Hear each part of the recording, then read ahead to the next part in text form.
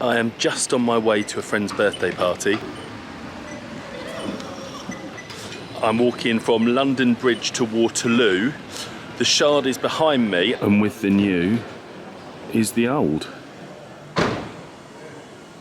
And I've just come across something really interesting and exciting for me right in front of me on a wall. Let's go check it out. And there's an old pub here that's still going. And what I want to look at is just up there.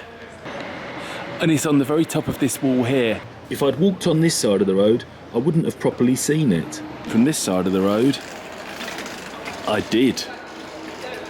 James Ashby Sons Limited, Embassy Tea and Coffee.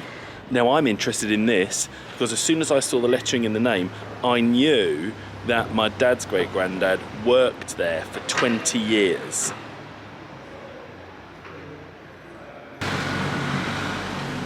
It looks like the front side of the building's been rebuilt by another company. Is it Hayward Brothers and Eckstein Limited?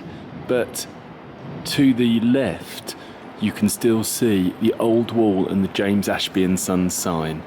Let's have a look at what I know about Frederick Binns and his time working at Ashby. And this is the profile of my great-great-grandfather on Ancestry, born in Sunderland in 1825, died in London in 1911. There's a couple of files in the gallery that we're going to be looking at. And the first one is this, a photograph of him taken earlier in his life.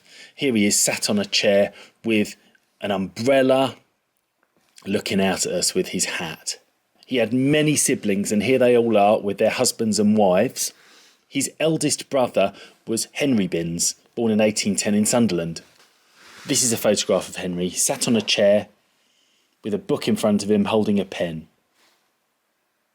Henry took over his father's department store in Sunderland. They've got a Wikipedia page, and the Binns department store became a really big thing in the north of England. And later, the department stores were bought and absorbed by House of Fraser. One famous thing, though, that happened in the northeast because of the stores were the Binns trams.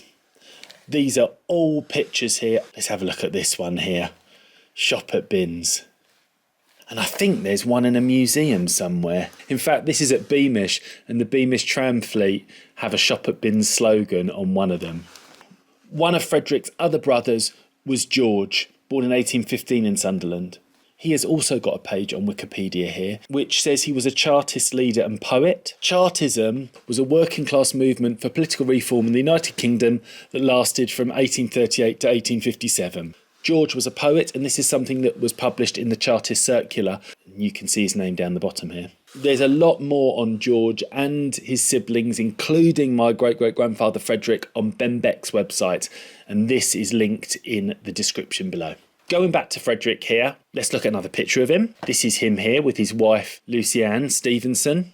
And something quite extraordinary that he left behind was this. This is a typed transcript of something he wrote not long after his wife Lucy died, all about his life, an account of his life. Ben Beck has put it on his website, and I'll link that in the bottom. And one thing he talks about is all the places he works. I've just taken some extracts from this. Frederick was quite different to his brothers, Henry and George, as we'll see from what he says. I was born shy and without any push or energy to carry me through the ups and downs of this busy world. They say a rolling stone gathers no moss, which accounts for me always having an empty pocket. How I rolled about you will see by the number of towns where I have had situations. And then he lists them all the places he lived in and worked in. He talks about a time of unemployment, and he says, after that came a blank. Was out of a situation for some time.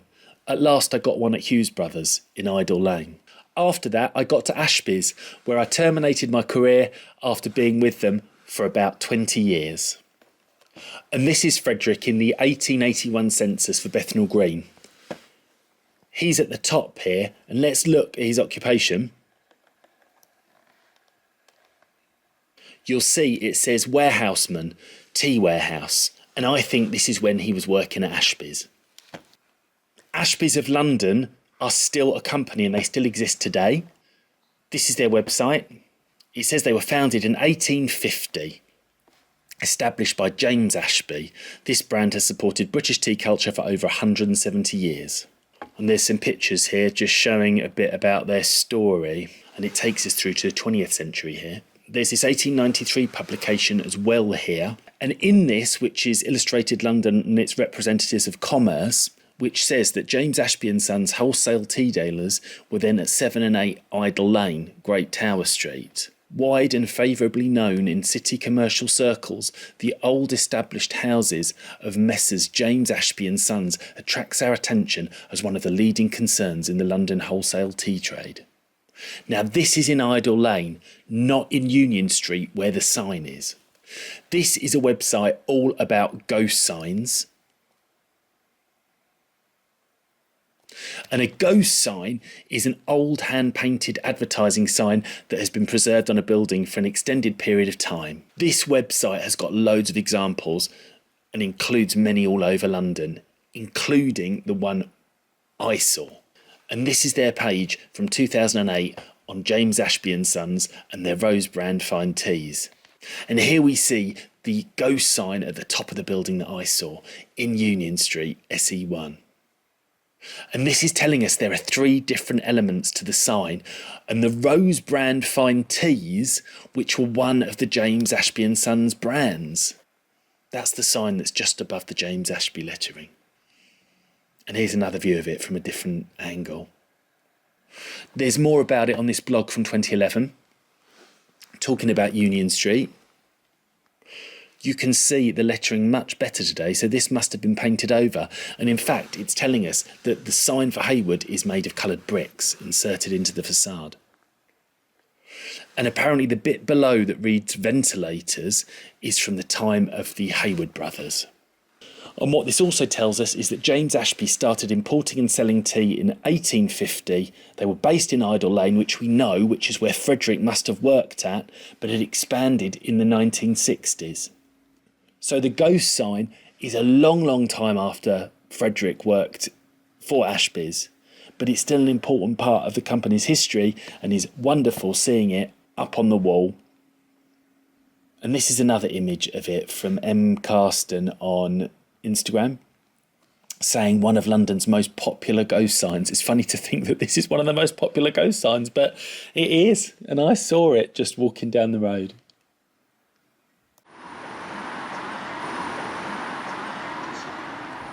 So you never know what could pop up in your surroundings when you least expect it.